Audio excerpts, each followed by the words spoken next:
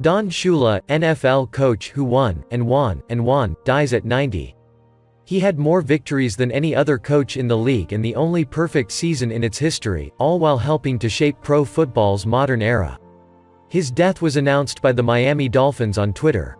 Shula, who was enshrined in the Pro Football Hall of Fame in 1997, was a steely tactician and taskmaster who built some of the most fearsome defenses and explosive offenses in league history.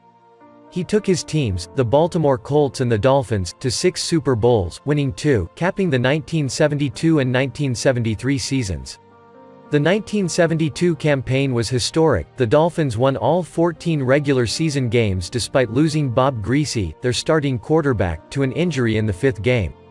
With the top-ranked offense and defense, they then won all 3 playoff games and captured Super Bowl VII, completing what remains the league's only perfect season.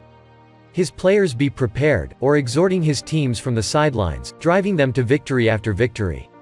In his 33 years as a head coach, 7 with the Baltimore Colts and 26 with the Dolphins, his teams won 328 regular season games, still an NFL record, lost 156 and tied 6. He still holds the NFL records for games coached 526, and total victories 347-23 more than the legendary George Halas of the Chicago Bears. His teams won 10 or more games in a season 21 times and reached the playoffs 19 times.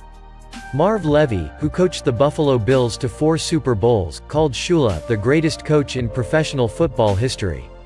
Shula was a longtime member of the NFL's influential competition committee, which, among other things, pushed to tighten rules against a defense's holding wide receivers, with receivers freer to maneuver. The rule change tilted the advantage to the offense, paving the way for more risk-taking, high-scoring contests dominated by the passing game. Shula, right, with President Barack Obama and the former Dolphins quarterback Bob Greasy, left during a White House ceremony in 2013 honoring Miami's perfect 1972-73 season. Shula resigned after that season, the day after he turned 66.